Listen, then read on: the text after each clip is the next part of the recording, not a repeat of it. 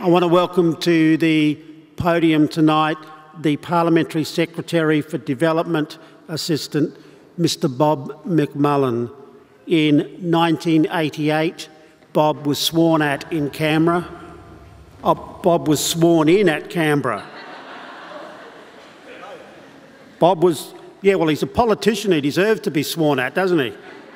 Bob was sworn in 1988 as a senator. He's held various portfolios, including the Parliamentary Secretary to the Treasurer, and then became the Manager of Government Business in the Senate. In 1983, he was appointed Minister of the Arts and Administration Services. Bob held various portfolios after the election of the Rudd government. If you don't know, he's our Prime Minister, Kevin Rudd. In November 2007, Bob came out of the shadows and was appointed as Parliamentary Secretary for International Development Assistance. Would you please welcome this man who is incredibly passionate about disability inclusion in development, Mr Bob McMullan. Thank you.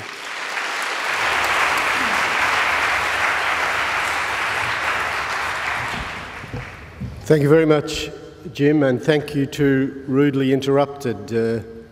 They teach us again and again that we need to focus not on the disability but on the ability, and thank you for the fantastic ability which you showed in that performance. I had a great privilege last Friday. I was in Samoa and I had the opportunity on behalf of the Australian government to make a presentation of 320,000 Samoan tala, that's about 150,000 Australian dollars, to the Sanise School in Samoa, which is a school that has in place in Samoa the arrangements to allow, to facilitate children with various disabilities participating in the mainstream schooling system. And they've been very successful at the primary school level. And this was a grant designed to create pathways for people with disabilities to go on to secondary school. And it's a trial for 12 months in Samoa, and we're very optimistic that it will be successful, and if it is, it will become a bit of a benchmark that we will use and a model that we will use to strengthen educational opportunities for people with disabilities around the region, right through Asia and the Pacific. And that really struck me when I saw the children and the parents and the teachers and the volunteers and the educational department workers who'd all come together to make this event work. That I've spent a lot of time talking about the issue of disability and development, and I welcome and take every opportunity to talk about it, and I'm so pleased that this forum is here tonight about this subject because it's fundamentally important. But I realised how little I knew when I saw the lived reality of the people and the change, the transformation that was happening in the lives of the people before me. So that is the sort of human face of what we are trying to do. And it reminded me of the commitments we took to the election that Jim referred to when I got this job after the November 2007 election. Because at that election, in this area, we went forward with a commitment to increase the size of the aid budget and commitments in 4 particular areas. Commitments about climate change, commitments about water and sanitation, commitments about a debt-to-health swap, and commitments about people with disabilities in development. And I was very proud of those commitments, and I've been proud of being part of the process of implementing them. But we need to face the reality that the context in which we are doing it in 2009 is much harder than the context in which we put those proposals forward in the lead up to the 2007 election. Because the global financial crisis and its broader economic consequences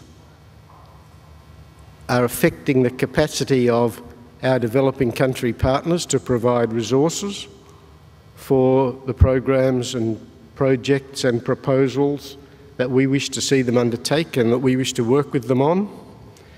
And it is making it harder to win the debate in developed countries like Australia that we should continue to apply our taxpayers' dollars to these great international challenges. Not because it's hardening people's hearts, because I don't believe that's the case, but because it is confronting people with a stark choice that there are people in great need in Australia, people losing their jobs every day, people losing their houses in developed countries around the world.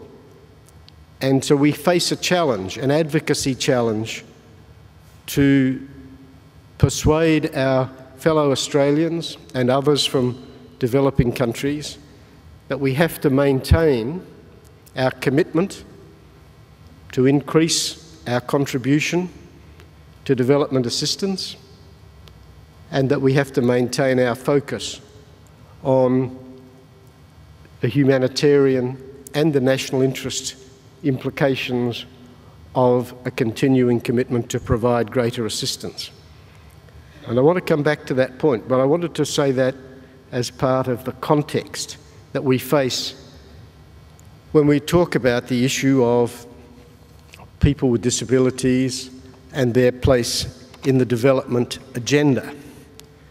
You probably all know the statistics, but it is an awesome set of statistics that there are more than 500 million people in developing countries living with various disabilities, 10% of the population, and they are beyond question the people who suffer the most deprivation as a consequence of their double disadvantage, of the denial of their rights and the lack of recognition of their legitimate aspirations about their future and their life and their right to make the most of their abundant skills and to seize the opportunities that even poor countries can provide, and more. And that is why we came with a commitment to bring the issue of people with disabilities to the centre of our international development assistance program, and then to become advocates to bring that issue to the centre of the global international development assistance debate. We've been greatly helped in that by the development of the UN Convention